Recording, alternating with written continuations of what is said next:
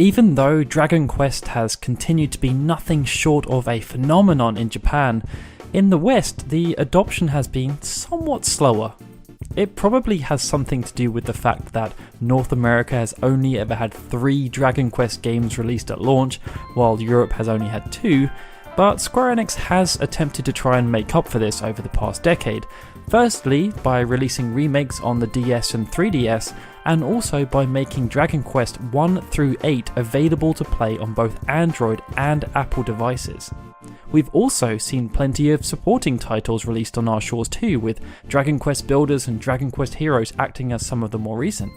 Nonetheless, if we're following the sequential order, it's been over 8 years since we last saw a numbered Dragon Quest title in the West, and this was Dragon Quest IX Sentinels of the Starry Skies, which released on the DS. Another Dragon Quest game has actually been released since, aptly named Dragon Quest X, but this was an MMO, and with sales of Dragon Quest in the West still rather modest, Square Enix decided to keep this as a Japanese exclusive title. The good thing is that we have a new Dragon Quest experience on the horizon in Dragon Quest XI Echoes of an Elusive Age, and it's arriving at the perfect time with limited competition on the horizon when it comes to JRPGs. So whether you're an experienced Dragon Quest veteran or you're looking to delve into the franchise for the first time, we figured it would be a great idea to pull together some reasons why we're excited for the game's upcoming release on the 4th of September. So, my name's Daryl, and here are 7 reasons why you should be hyped for Dragon Quest XI, starting with the beautiful world that you can explore. Dragon Quest XI is set in the expansive world of Loto Cetasia, which is broken up into a host of different regions, and within these regions there are plenty of towns, seaports, villages and kingdoms, all just ready for you to explore. Each of these locations has plenty of unique charm, and although you probably can spend loads of time just walking around taking in the wonderful aesthetics, the developers have worked hard to make sure you won't be short of things to do. Not only will citizens offer you side quests that you can undertake, there will also be items for you to find, hidden locations to reveal, and of course, if you're feeling rather chatty, you can also just choose to have a conversation with the locals to find out more information about the location you're in or details relating to the game's wider narrative. Now, outside of all this being rather delightful, the developers have made some slight modifications to exploration in the Western version of the game, and this comes in the form of a dash button. It means you will be able to explore just that little bit quicker, which is certainly a nice touch. If you're then venturing outside into the uninhabited areas, there's even more for you to enjoy and explore, and that's where your horse comes into play. Due to how expansive the world is outside of the towns and kingdoms, you'll have a trusty steed to help you navigate around. Just make sure you don't gallop around everywhere at full speed, or you'll miss out on some of the visuals that have been carefully placed to help give the world of Dragon Quest XI copious amounts of charm. And that's before even getting on to how adorable the enemies are that you will end up facing out in the wild. Next up, we have the fact that there is an estimated 50 to 60 hours of story content, and it's even said that it will take over 100 hours to complete the rest of the content. Reports are varied on how much time it will actually take to complete all of the content found within Dragon Quest XI, but the official line from Square Enix, courtesy of the game's director, Takeshi Uchikawa, is that it should take around 50 hours to complete the game's story content. If you then want to complete all of the additional content, then they're estimating that this could take around 100 hours. From doing some sleuthing around for those who have played the Japanese version, these numbers seem on point. It's not exactly the biggest sample size, but How Long to Beat It has just over 58 hours to complete the story, with the time for completionists sitting around 118 hours. And on Reddit, they're also suggesting that the game will take at least 50 hours to complete in its base form. This can only be seen as fantastic news for JRPG enthusiasts who are just wanting to sink their teeth into a new experience. But of course, that's all working on the assumption that the content housed within those 50 to 100 hours is actually good, which leads us on to our next point, that it reviewed incredibly well when it released in Japan. Although the prestige of a good Famitsu score has been somewhat diluted over time due to the increased frequency of it being awarded, receiving a perfect score is still something of a rarity given the sheer volume of games that are now reviewed by the Japanese publication. For reference, some of the previous games that have received this coveted accolade are The Legend of Zelda, Ocarina of Time, Bayonetta, Super Smash Bros. Brawl, and Final Fantasy XIII Part 2. And back in 2009, Dragon Quest IX was the first game within the Dragon Quest franchise to also receive a perfect score. Given the popularity of Dragon Quest in Japan, expectations are naturally very high every single time. And when Dragon Quest XI released last year in Japan, the fact it became only the 25th game to receive a perfect score from Famitsu is reason to stand up and take notice. In their review, Famitsu noted that the game had returned back to the core of what Dragon Quest is. IGN Japan also reviewed Dragon Quest XI when it came out, awarding it a 9.4 out of 10. Our next point relates to random encounters, or more specifically, the lack of them. Random encounters have been part of role-playing games since the origins of Dungeons & Dragons, and franchises like Dragon Quest, Final Fantasy and A Bard's Tale made use of this mechanic to help make the experience feel more organic and unpredictable.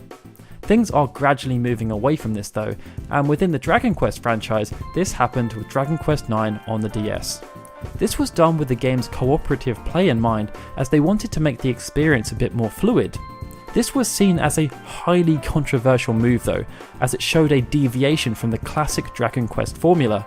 Indeed, there were worries that it may have deviated too far, but with the game continuing to sell well after its opening weekend in Japan and then hitting new heights for the franchise on a global scale, these changes were deemed to have been positive. It therefore can't be seen as too surprising that for Dragon Quest XI, they decided to keep the faith with this move and took the decision to have no random encounters again. Instead, you'll be able to see enemies as you walk around the overworld, encountering them on your own terms, or for the most part at least. You can also employ your trusty steed to make things a bit safer in this regard too, as if you're dashing with your horse, you will be able to plough through enemies, killing them instantly, albeit with the loss of XP that you would have gained from fighting them normally. If you still choose to square off against the game's numerous enemies though, well then it takes us nicely onto our next reason. That the game's old school turn-based combat system is still intact. Something the Dragon Quest franchise has always been particularly fond of is its turn-based combat, and more specifically, the lack of evolution this aspect of the game has seen over the years that the franchise has been around. While other prominent JRPG franchises like Final Fantasy and Tales have continuously tried to evolve their combat systems with each new iteration, the Dragon Quest formula has remained remarkably consistent, even dating back to its foundations on the NES. With Dragon Quest XI, this is no different, and although there are some slight tweaks, they are mostly cosmetic. It means that you will still be able to assign tactics pre-battle where you will denote positioning and also whether or not you want to control each character or have them execute commands based on various set AR routines, and from here, things will play out much as you'd expect from a turn-based battle system. You take your turn, they take theirs, and then you will continually duke it out until someone wins.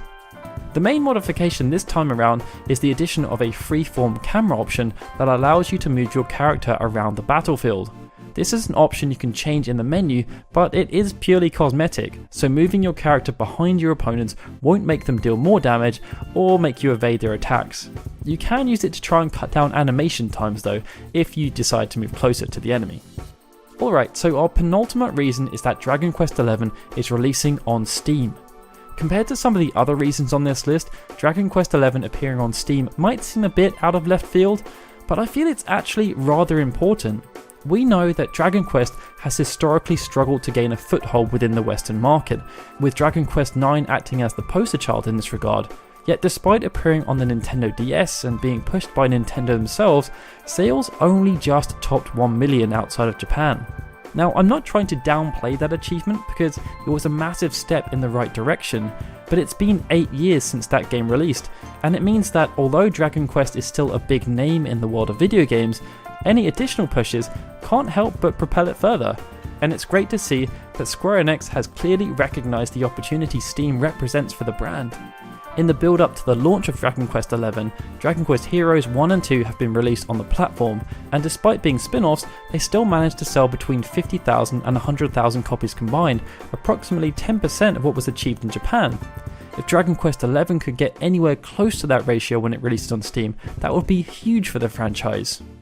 Learning from the release of Nier Automata on the PC, which was handled by the same business division within Square, they've also announced that there will be enhancements made to this version of the game. It will support native 4K graphics, and they've also noted that they will be including additional settings and options to appease PC players. Alright, so now it's time to move on to our final point, and it's something of a sentimental one, that the original creators are still on board in prominent roles. The history of how Dragon Quest came to be is a rather fascinating story, but after tantalising you, I'm actually not going to delve into that right now. Instead, I just wanted to focus on one specific aspect, that it was the brainchild of a man named Yuji Horii. He acted as the game's principal designer and scenario writer for that first game, which was developed by Chunsoft and released in 1986, and he has taken up those two roles on every single numbered game since. He's not unique in this though, as the game's principal artist and composer have also been consistent throughout Dragon Quest's journey. Before he came on board as a character designer for the original Dragon Quest, Akira Toriyama was known for his works on numerous manga including Dragon Ball and Dr. Slump. Likewise, Koichi Sugiyama was a well-known composer within Japanese entertainment before he came on board to work on the original Dragon Quest soundtrack. They have both been involved in every single number of projects since, and that's even more impressive in the case of Sugiyama, as he's now 87 years old. With part of the charm of Dragon Quest being its consistency, the fact that they are all still heavily involved can therefore only be seen as a huge positive. Well, unless you don't really like Dragon Quest, which is kind of awkward. And with that, my list has come to a conclusion. So yeah, they were 7 reasons why I feel you should be hyped for the release of Dragon Quest XI. How many of you guys are going to be checking it out when it releases on the 4th of September? And which platform will you be intending to purchase it on? As always, let us know in the comments below what you thought about this video, and if you enjoyed it, please hit that like button and subscribe to our channel.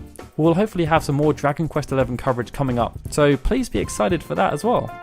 Also, if you'd like to join our growing community, then make sure to check out our Discord server. There's a link in the description below, and I'm sure we will be talking about Dragon Quest XI in there too. Why not also consider supporting us on Patreon? You get the satisfaction of knowing that you're helping to support us in the creation of these videos, and we will reward you by, amongst other things, putting your name at the end of videos like these guys. Alright guys, this is Daryl signing out. I'll see you next time for more Final Fantasy and potentially Dragon Quest videos.